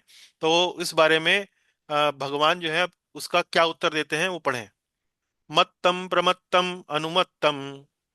मत्तम प्रमत्तम अनुमत्तम। क्षमा कीजिए। मत्तम प्रमत्तम उन्मत्तम। मत्तम प्रमत्तम उन्मत्तम। सुप्तम बालम स्त्रियम जडम। सुप्तम बालम स्त्रियं जडम। प्रपन्नम विरथम भीतम। प्रपन्नम विरिथम भीतम। नारिपुं हन्ति धर्मवित्। नारिपुम हन्ति धर्मवित्। हम्म। पढ़ें। असावधान, नशे में उन्मत्त, पागल। मत्तम, प्रमुत्तम प्रमत्तम उन्मत्तम। तो यहाँ पर मत्तम का अर्थ हुआ नशे में उन्मत्त, प्रमत्त का अर्थ हुआ असावधान, उन्मत्त का अर्थ हुआ पागल। मत्तम प्रमत्तम उन्मत्तम। सुप्तम, सोया हुआ। बालम, बालक। स्त्रियम, स्त्री। जड़म, अर्थात मूर्ख। प्रपन्नम, अर्थात जिसने शरणागत ले रखी हो, शरण ले रखी हो। विरथम, अर्थात जो रथ विहीन है। और भीतम, अर्थात जो भयभीत है। तो 1 2 3 4 5 6 7 8 9 10। तो ये 10 प्रकार की परिस्थितियों में है, जो व्यक्ति होता है, उसका वध नहीं किया जाना चाहिए। तो अर्जुन का तर्क ये था कि देखिए, अश्वत्थामा के जो मेरे पुत्र थे वो वास्तव में अश्वत्थामा के शत्रु थे। तो अश्वत्थामा ने शत्रु का वध कर दिया, तो क्या क्या गलत किया? युद्ध में लोग बाग जो हैं वो शत्रु का वध तो करते ही हैं। तो भगवान श्री कृष्ण ऐसे बात का उत्तर देते हुए कहते हैं कि नहीं, जो शत्रु यदि सुप्तावस्था में हो, बालक हो, रथ विहीन हो, भयभीत हो, शरणागत हो, असावधान हो, नशे में उन्मत्त हो, पागल हो, ऐसे तो शत्रु का भी वध नहीं किया जाता है। लेकिन अश्वत्थामा इस धर्म सिद्धांत को नहीं समझता है। जो मनुष्य धर्म सिद्धांत को जानता है वह ऐसे शत्रुओं का वध नहीं करता है। तो यहाँ देखिए, आगे पढ़ें। शत्रु का बालक भी यदि सोया हुआ हो तो उसका वध करना धर्म नहीं, पाप है। हम्म। पढ़ें। इस बात को कहने के लिए भगवान अन्य श्रेणियों का वर्णन करते हुए कहते हैं कि धर्मज्ञ पुरुष इन 10 प्रकार के शत्रुओं का वध नहीं करते। पढ़ें। मत्तम। नंबर एक मत्तम, जो मद्यपान करके मत्त हो गया हो। नंबर दो, मान लीजिए कोई व्यक्ति नशा कर कर आपसे युद्ध करने आए, तो जो धर्म संगत व्यक्ति होगा वो मना कर देगा। प्रमत्तम। असावधान। असावधान, अर्थात मान लीजिए बैठा हुआ है कहीं, भोजन कर रहा है, सावधान नहीं है, तो ऐसे व्यक्ति को पहले आप सावधान करेंगे, अरे मैं तुमसे युद्ध करने आऊं, खड़े हो। फिर आप उससे युद्ध करेंगे। तो प्रमत्तम अर्थात असावधान। हम्म। उन्मत्तम। उन्मत्तम, ग्रह अथवा वात रोग इत्यादि के कारण पागल हो गया हो। उस पर कोई ग्रह का प्रभाव हो, भूत पिशाच चढ़ा हुआ हो, कोई रोग के कारण वो पागल अवस्था में हो। उन्मत्तम, ऐसे व्यक्ति का भी वध नहीं करते हैं। हम्म। सुप्तम, सोया हुआ। सोया हुआ। बालम, बालक। बालम, बालक। स्त्री, स्त्री। स्त्रियम, स्त्री। हम्म। जड़म, मूर्ख, विवेक शून्य। जड़ बोलते हैं मूर्ख को। जैसे आपने कहानी सुनी होगी जड़ भरत। जड़ भरत क्यों कहा गया उन्हें? क्योंकि वो हमेशा चुपचाप रहते थे, गूंगे बहरे की तरह वो व्यवहार करते थे, कोई भी प्रतिक्रिया नहीं देते थे, तो लोग बाग उन्हें मूर्ख समझते थे, इसलिए उनका नाम क्या पड़ गया? जड़। जड़ भरत। पढ़े। प्रपन्नम, प्रपन्न, शरणागत। हम्म। जो शरण लेकर आया हो, शरण ले ली हो जिसने, जैसे विभीषण ने भगवान राम की शरण ले ली थी, तो भगवान राम ने कहा कि मेरी शरण लेकर आया है, तो इसने किसी भी प्रकार का पाप किया हो, लेकिन अब मेरी शरण में है तो मैं इसका बाल भी बांका नहीं करूंगा, मैं इसकी रक्षा करूंगा। जी। पढ़े। विरथ, जिसका रथ टूट गया हो। विरथम। तो जो रथ विहीन हो चुका है उसकी भी वध नहीं किया जाता है। भीतम अर्थात भयभीत, जो डरा हुआ हो। चलिए आगे पढ़ेंगे। स्वप्राणान यह परप्राण ही स्वप्राणान या परप्राणै। प्रपुष्णात्य घृण खलाः प्रपुष्णात्य घ्रण खलः। तद्वधस्तस्य हि श्रेयो तद्वधस्तस्य हि श्रेयो। यद्दोषाद्यात्यतः पुमान्। यद दोषाद्य यदः पुमान। हम्म। जो क्रूर और दुष्ट दूसरे का मारकर अपने प्राणों की रक्षा करता है, उसका इसी में कल्याण है कि उसका वध कर दिया जाए, अन्यथा उस पाप के कारण वह मनुष्य नरक में जाता है। हम्म। स्वप्राणान, यह पर प्राण ही, जो अपने प्राणों की रक्षा करने के लिए पराये व्यक्ति के प्राणों को हर ले, जो क्रूर और दुष्ट दूसरे को, ये का नहीं है, को है, को मारकर अपने प्राणों की रक्षा करता है, उसका इसी में कल्याण है। प्रपुष्णा अति घृण खलह श्रेयो, श्रेयो अर्थात कल्याण है, उसका कल्याण किसमें है? तद वधस्तस्य, उसका वध कर दिया जाए, तद वधस्तस्य ही श्रेयो, इसका उसका कल्याण इसी में है कि उसका वध कर दिया जाए। यद दोषाद, है, यद दोषात याति अधः पुमान, यत दोषाद, याति, यद दोषात, याति अधः पुमान, अधः बोलते हैं नीचे। हम्म, तो इस दोष के कारण, अगर ऐसा नहीं करोगे तो इस दोष के कारण वह नीचे गिरता है, यानी कि नरक में गिरता है। तो देखें, इसके बारे में पढ़ेंगे। हाँ। अश्वत्थामा के वध में अश्वत्थामा का ही कल्याण है, कैसे? हम्म, तो भगवान अर्जुन को कह रहे हैं कि इसका वध कर दो, इसमें इसी का कल्याण है, अश्वत्थामा का ही कल्याण है। क्यों, कैसे भाई, वध करने में कल्याण कैसा? हम्म। दंड देने पर प्रायश्चित हो जाता है, अतः वह नरक भोगने से बच जाता है। हम्म। तो यदि कोई व्यक्ति कोई बहुत घृणित कार्य करता है, किसी का वध करता है, तो उसका दंड मृत्यु क्यों दिया जाता है? क्योंकि मृत्यु दंड भोग कर वह व्यक्ति उस पाप का प्रायश्चित कर लेता है, और उस पाप का प्रायश्चित करने के कारण वास्तव में उसको अगले जन्म में नरक भोगने से वह बच जाता है। तो ये कहाँ कहा गया है? स्मृति हम्म। स्मृति शास्त्रों में कहा गया है। तो स्मृति शास्त्रों में ही ये वचन आते हैं। कैसे?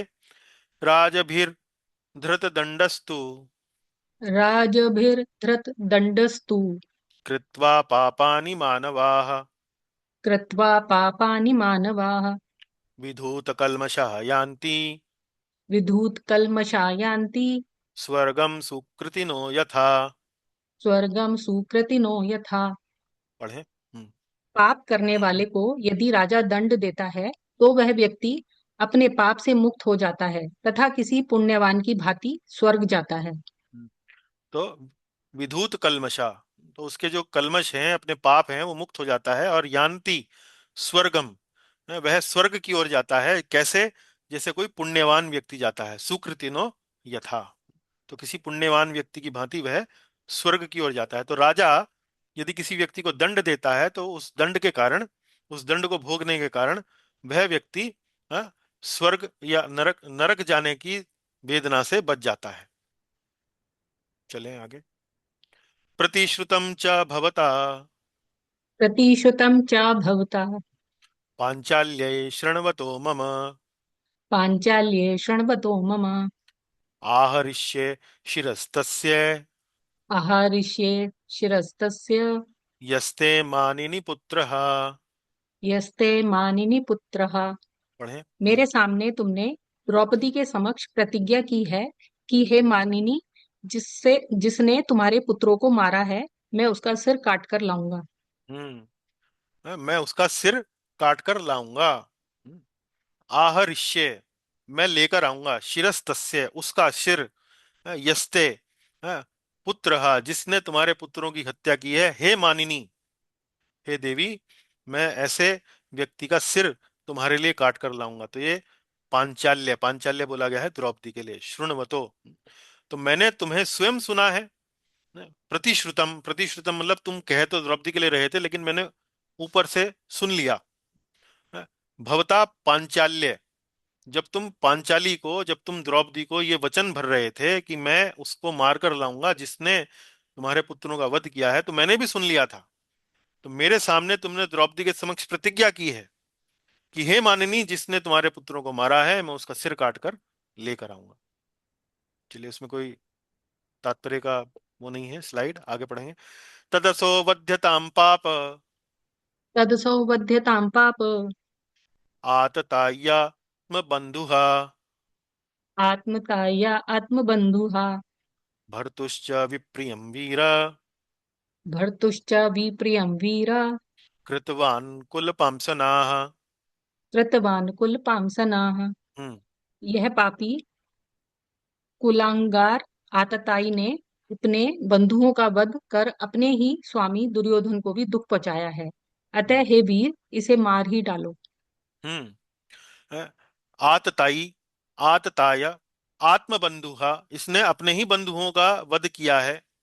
और भरतुष्ट, जो इसका स्वामी था, जो इसका भर्तु था, विप्रियम, वह उसको भी उसने दुख पहुंचाया है, अर्थात इसने अपने स्वामी दुर्योधन को भी दुख पहुंचाया है।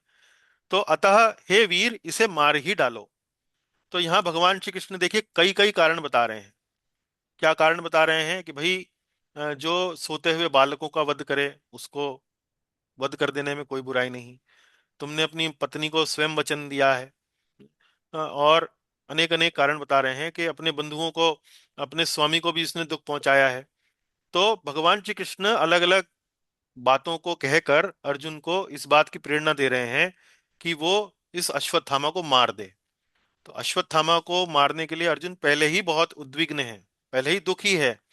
और ऐसे में यदि कोई व्यक्ति उसको उकसाए तो उसका वध कर देना बड़ा स्वाभाविक है। 2 मिनट नहीं लगेंगे।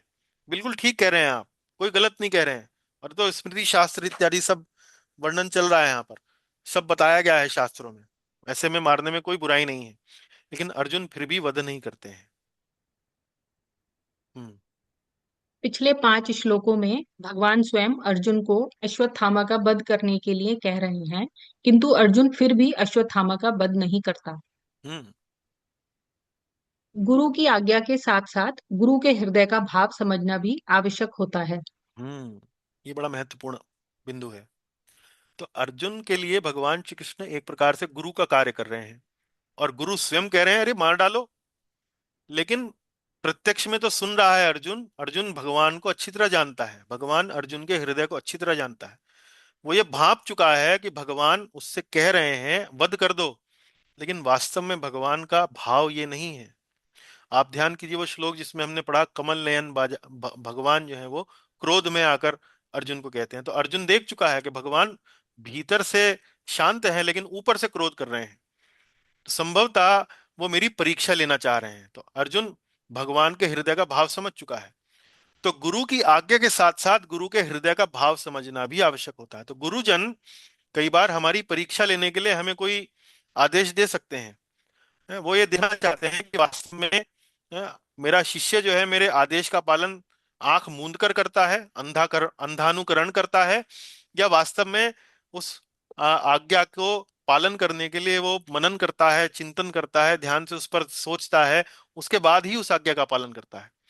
तो शास्त्रों में इस प्रकार के कई उदाहरण हैं जब किसी वरिष्ठ ने किसी कनिष्ठ को कोई आज्ञा दी, कोई शिक्षा दी, लेकिन उस कनिष्ठ ने उस वरिष्ठ के हृदय का भाव समझते हुए उस आज्ञा पर आचरण नहीं किया, क्योंकि वह भीतर का भाव जो है वो समझता है।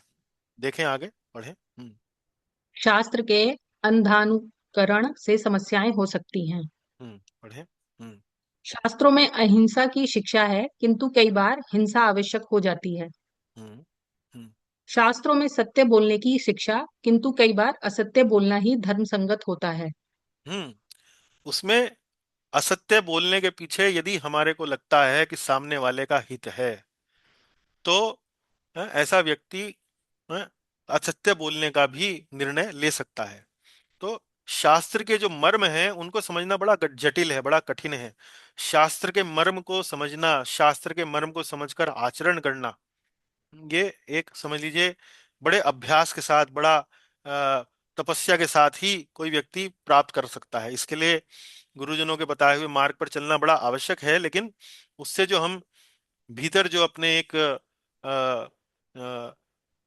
विद्वत्ता, या यूं कहिए ज्ञान, या जिसे कहते हैं विवेक, सही शब्द क्या होगा, विवेक, जिसको हम विवेक जो हम अपना बनाते हैं, उस विवेक का उपयोग जो है वो करते रहना चाहिए। केवल प्रत्यक्ष में जो हम सुन रहे हैं उस पर ही हमें आचरण कर देना वो उचित नहीं है। हम्म। अतः शास्त्रों के मर्म को समझना अति आवश्यक होता है। हम्म। वर्तमान समय में हम देखते हैं कि धर्म के नाम पर न जाने कितना अनर्थ, जैसे आतंकवाद हो रहा है। अब आप देखते हैं आतंकवाद जो है वो धर्म के नाम पर ही चलाया जा रहा है, लेकिन धर्म के नाम पर अनर्थ भी कितना होता है। तो धर्म को, धर्म के मर्म को समझना है, वो वास्तव में कोई सरल कार्य नहीं है। इसके लिए बड़ी तपस्या लगती है, बड़ा अभ्यास लगता है, बड़ी शिक्षा लगती है, बड़ा आचार्यों का, गुरुजनों का बड़ा संग लगता है, उनकी सेवा लगती है। तो ये मर्म जो है वो सरलता से समझ में नहीं आता है। तो ऐसे में कई बार जब व्यक्ति धर्म के मर्म को समझने लगता है तो उसे समझ में आने लगता है कि यहाँ पर वास्तव में असत्य बोलना वास्तव में धर्म होगा या सत्य बोलना धर्म होगा। तो कई बार सत्य बोलने से भी अधर्म हो जाता है, हाँ, असत्य बोलने से कई बार धर्म हो जाता है। तो ये धर्म की एक तरीके से मर्म को समझना बड़ा आवश्यक है। अब हम, समय हो गया है 6:25, अभी भी समय है थोड़ा, आज लोग बहुत सारे हैं, क्योंकि कथा है, ज्यादा दर्शन नहीं है। सूत उवाच सूत उवाच। एवं परीक्षिता धर्मम एवं परीक्षिता धर्मम्। पार्थः कृष्णेन चोदितः पार्थ कृष्णेन चोदिताः। नेच्छद्धन्तु गुरुसुतम् नेच्छद्धन्तुं गुरुसुतं। यद्यप्यात्म हनम महान। यद्यप्यात्मनहं महान्। पढ़ें। सूत गोस्वामी ने कहा, श्री कृष्ण ने अर्जुन के धर्म की परीक्षा लेने के लिए इस प्रकार प्रेरणा की, परंतु अर्जुन का हृदय महान था। यद्यपि हम्म अश्वत्थामा ने उनके पुत्रों की हत्या की थी, फिर भी अर्जुन के मन में गुरुपुत्र को मारने की इच्छा नहीं हुई।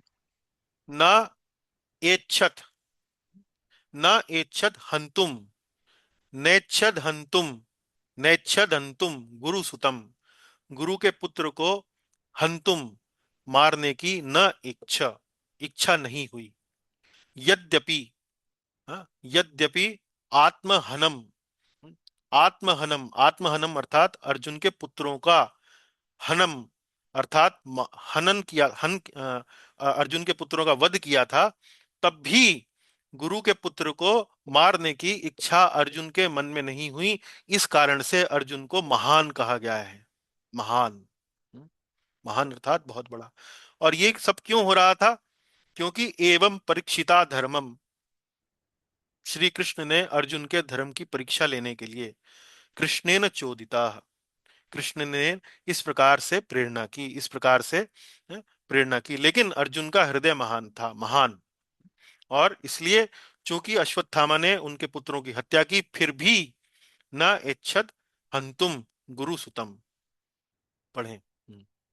श्री कृष्ण अपने भक्तों की परीक्षा लेते रहते हैं ताकि वे अन्यों के समक्ष उदाहरण दे सके। हम्म तो भगवान जो है अपने भक्तों की परीक्षा समय समय पर लेते रहते हैं।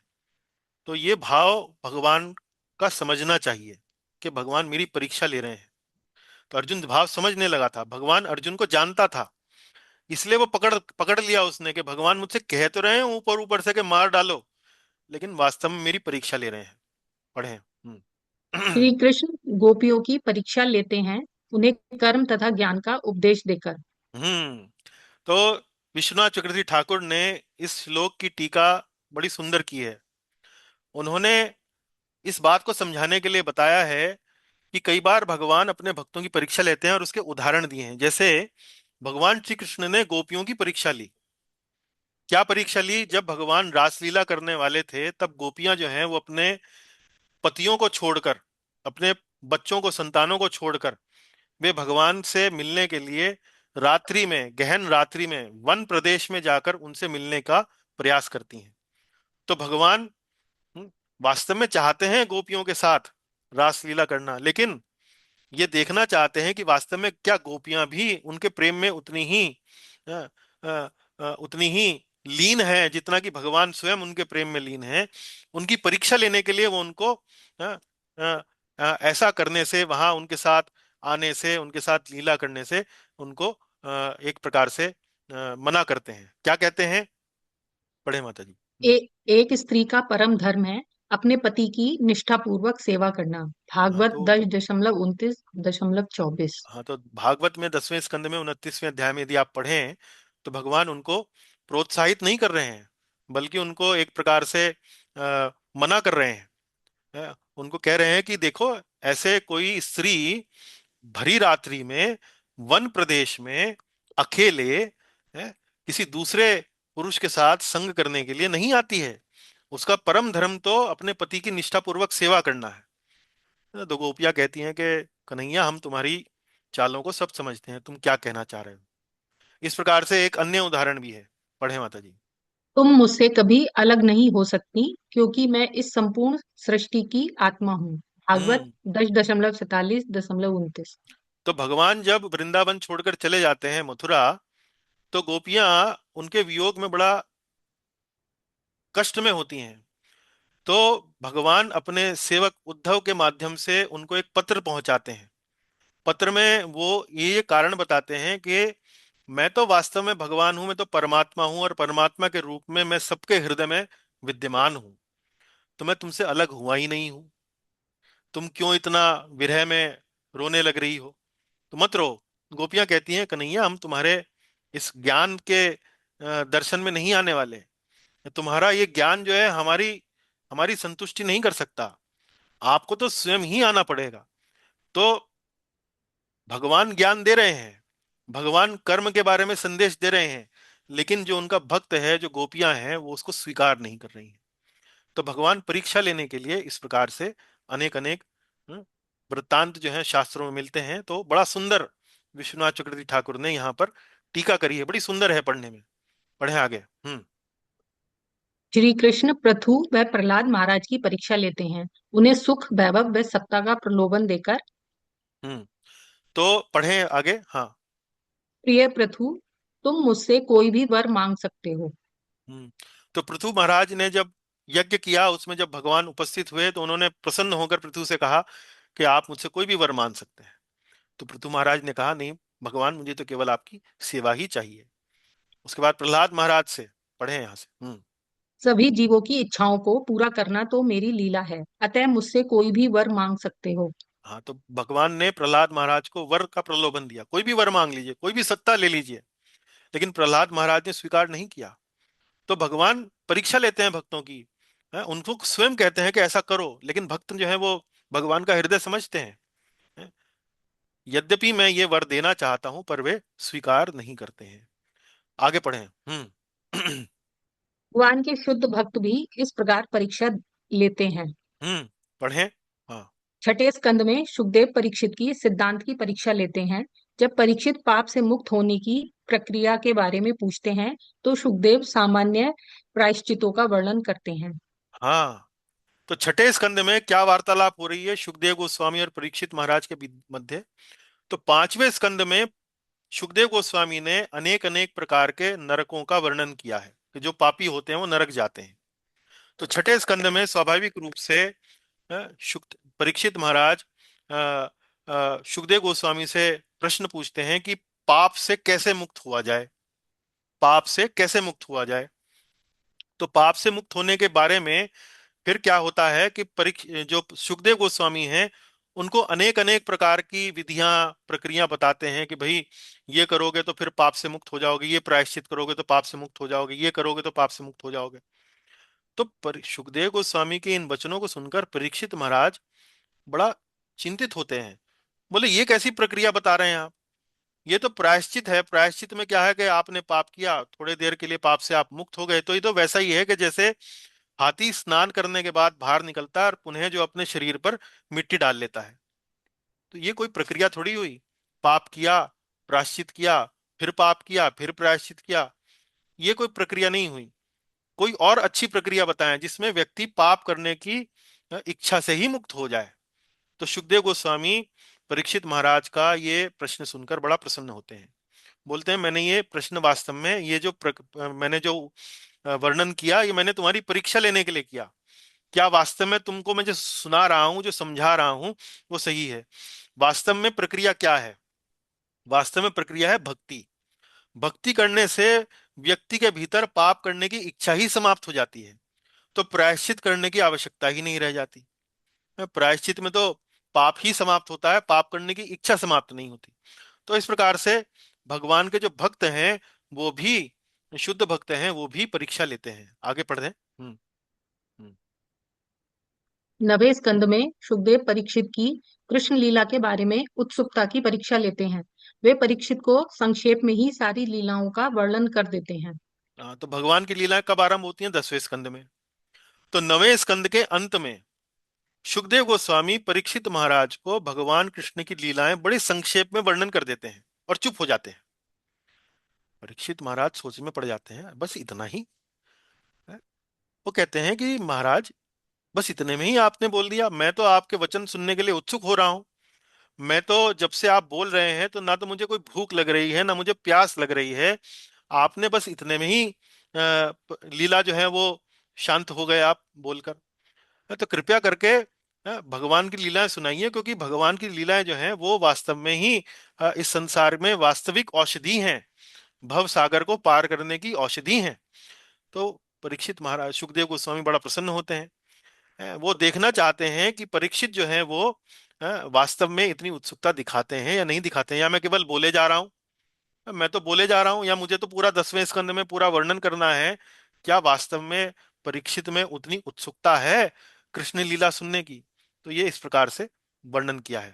अब पढ़ें 12वें स्कंद में। 12वें स्कंद में वे उनकी भक्ति में निष्ठा की परीक्षा लेते हैं, जब हम्म वे उन्हें ब्रह्म ज्ञान पर उपदेश देते हैं। हम्म तो 12वें स्कंद में क्या होता है? 12वें स्कंद में तो समस्त भागवतम पूरी हो चुकी है। अब वो भागवतम की भक्ति का ज्ञान देने के बाद, शुद्ध भक्ति का ज्ञान देने के बाद, अब वो ब्रह्म ज्ञान पर आ जाते हैं, निर्विशेष ब्रह्म के ज्ञान पर। तो निर्विशेष ब्रह्म का ज्ञान देने लगते हैं। तो अ, परीक्षित महाराज कहते हैं कि प्रभु, ये मेरी समझ में जरा कम आया है भक्ति का ज्ञान देने।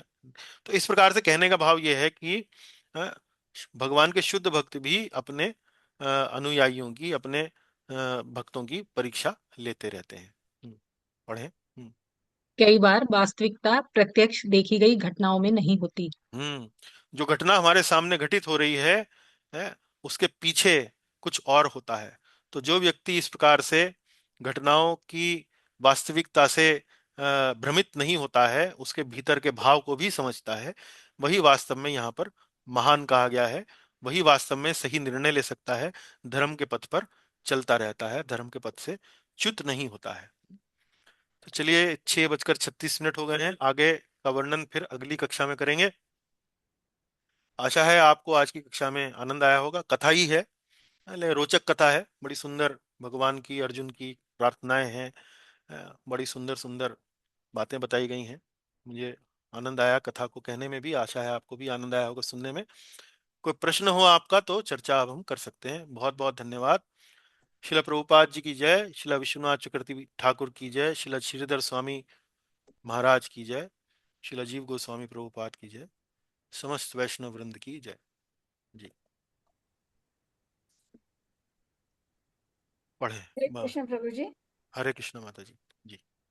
प्रभु जी, आपने बहुत सारे उदाहरण दिए, लेकिन मन में ये आ रहा है कि हम्म अगर भगवान कहते हैं तो वो हमें करना चाहिए। हमें, यानी हमारी जो सोच है, हमारे जो हम्म सर्वसाधारण लोग हैं, हम्म भगवान कहने के बाद वो करना ही उचित है। हम ये समझते हैं ना कि जो भगवान की योजना है या भगवान जो कह रहे हैं, हम्म तो ये कैसे अर्जुन को भाव कैसे यानी समझ में आता? हम लोगों को तो ये नहीं पता चलेगा ना कि भगवान कह रहे तो करना चाहिए, ऐसे हम समझेंगे ना। सत्य बोलने के लिए ठीक लगा है कि अगर किसी की जान जा रही है तो असत्य बोल हम्म सकते हैं, लेकिन ये हम्म। बात हमारे लिए कैसे है? इसमें बताया गया है कि देखिए माता भाव जी, समझ लो। मैं जैसे आप जैसे विवाहित हैं, आपके पति देव हैं, तो कई बार आपके पति देव जो हैं आपसे बोल तो कुछ रहे हैं, लेकिन आप उनके बोलने मात्र से संतुष्ट नहीं होती हैं। आप उनकी बॉडी लैंग्वेज देखकर, उनके हाव भाव देखकर समझ जाती हैं कि इनका आशय वास्तव में कुछ और है, मन में इनके कुछ अच्छा। और है, बोल जरूर ये कुछ और रहे हैं।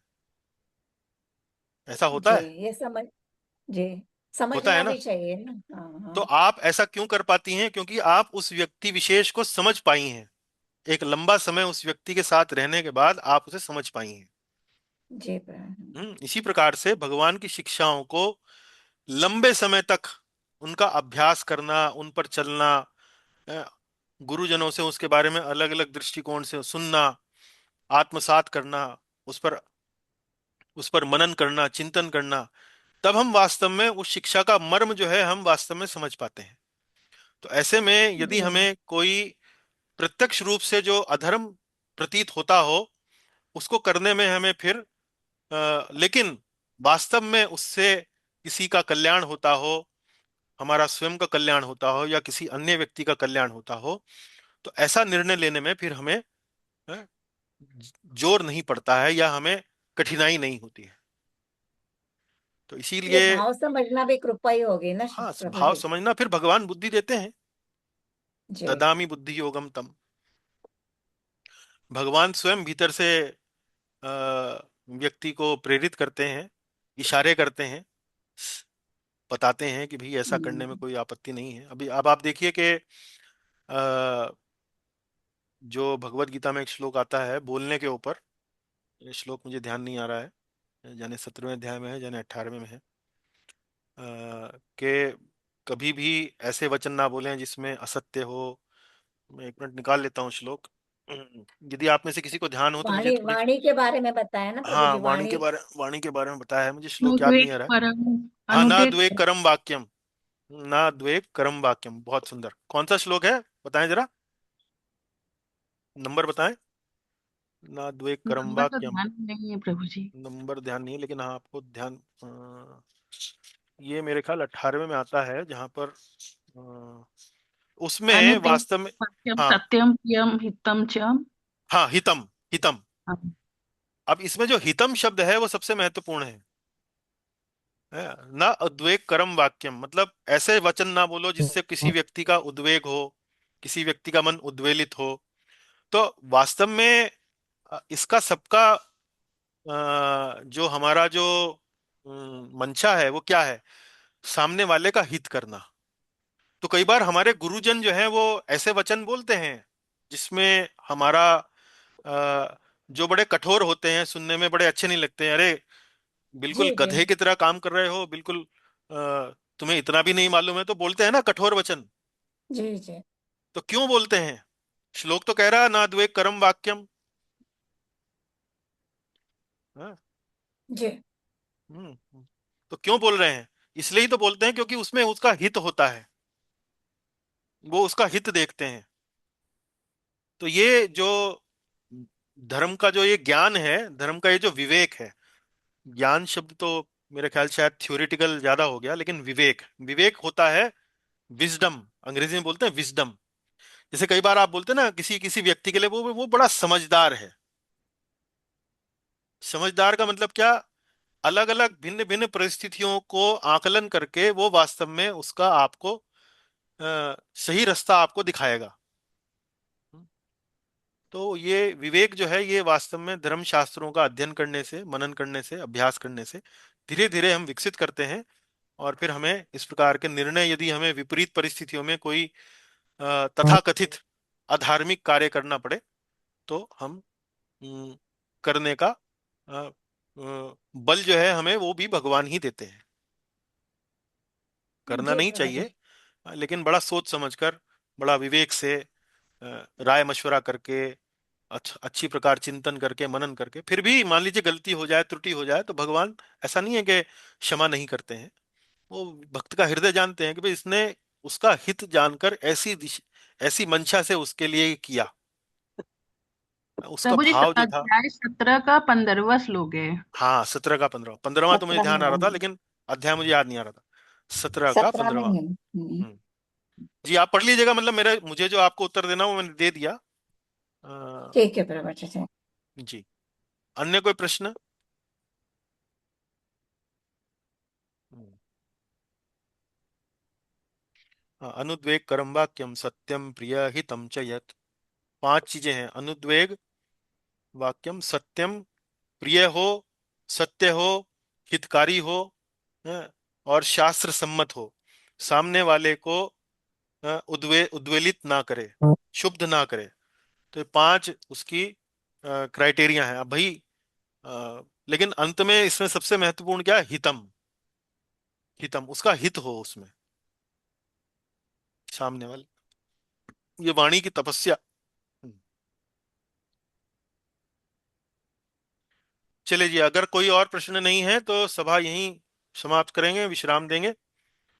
और जैसा कि हमें आग्रह किया गया है, प्रश्नोत्तरी की जो तारीख है वो हमने एक हफ्ता आगे बढ़ा दी है। सुचित्रा माता जी का विनम्र निवेदन ये था कि चूंकि वे भाग लेना चाहती हैं उसमें, तो वो स्वयं उपस्थित रहना चाहती हैं, इसलिए हमने वो 25 तारीख को कर दी है।